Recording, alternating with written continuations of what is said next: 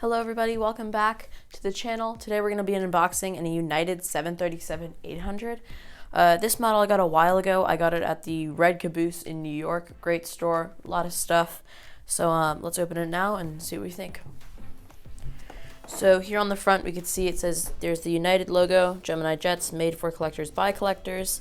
This is a Boeing 737-800 aircraft.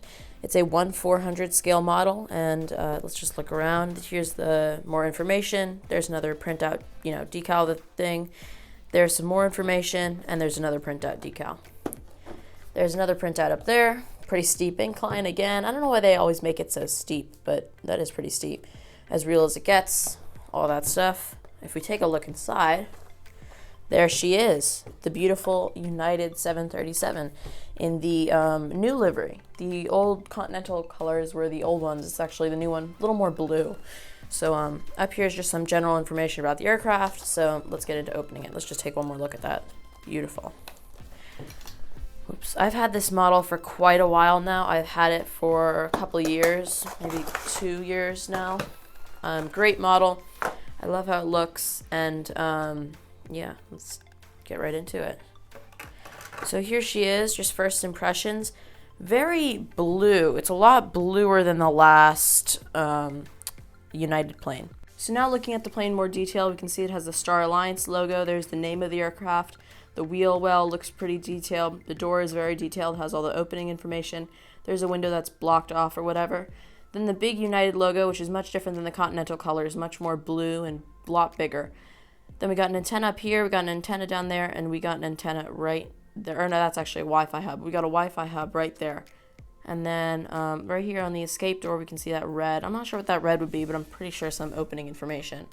And then down here on the engine, got some more information. It's a very nice shade of blue on the engine. And then I think that same shade of blue is right here on the sharklet.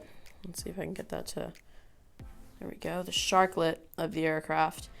And then I'll move on to the tail in a minute, but let's go to the back now. The registration for this aircraft is November 37267. There's the American flag. We got some more opening information there. If I zoom in, I wonder if that will, yeah, there we go. We can actually see the arrow right there. There's an actual arrow there. And then it says 0267. And I guess that's some elevator height or something like that, but yeah. So let's move on to the tail. So now this is the tail. As you can see, it's a lot more blue than the Continental colors, but I'll compare in a moment. You got the standard 737-800 like incline there before the tail design starts. We can actually see that there's enough design on there, or enough detail that you can actually see the flap, not the flap, the rudder right there.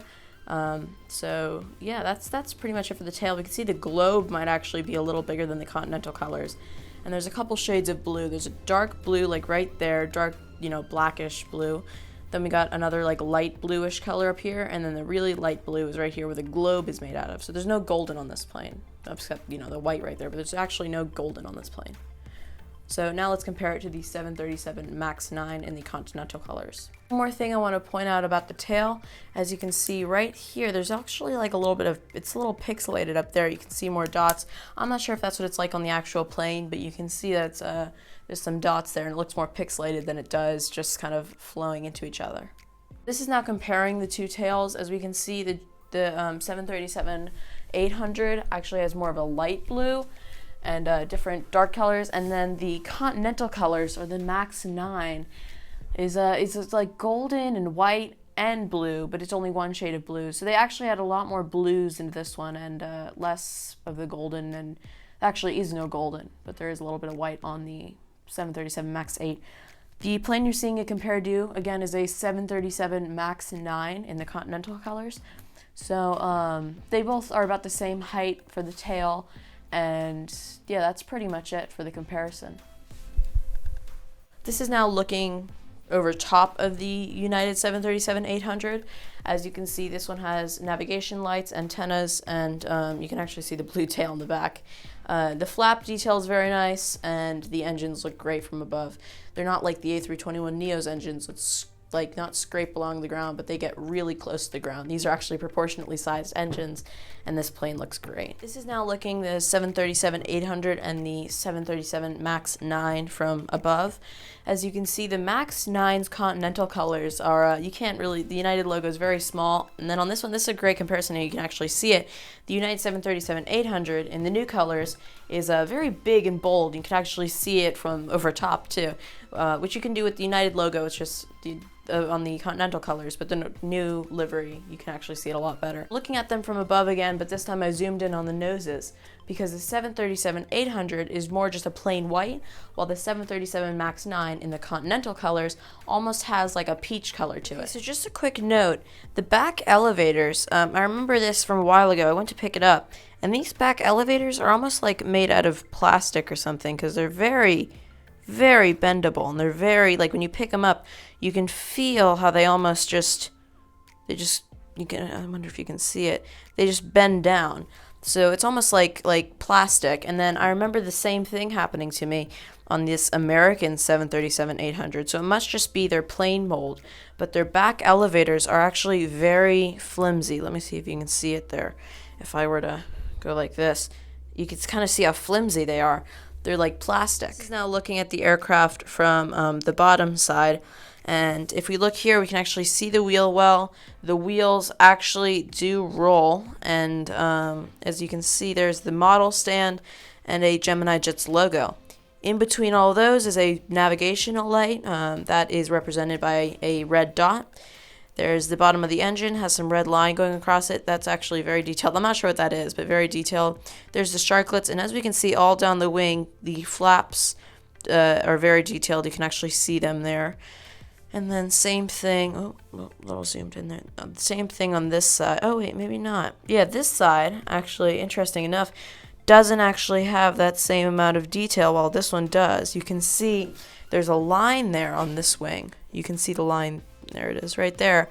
And then on this wing, there is no line. So that's interesting. Up by the top, you can see there's a baggage door there, an antenna, the front wheel rolls, and on the front, I think that says, yeah, 737-800. I'm not sure what that bottom thing says, but that's something else. So that's very detailed. And then on the back here, we got a little hump. I was never sure what that was for, but there's the hump. That back hole is an actual hole. It's not just painted on. That's an actual hole. And then there's a baggage door. Oh, there it is. There's a baggage door back here. And yeah, everything's very detailed back here. And I don't know what that is for, but it almost looks like a trap door right next to the elevators. This has been a complete review of the 737-800 from Gemini Jets in the United new livery. If I missed anything and you'd like to know the answer of it, please just leave it down in the comment section below and I'll be sure to answer to you. Please like and subscribe the video. It really helps out the channel. And yeah, thank you all so much for watching, and we'll see you in the next one. Bye.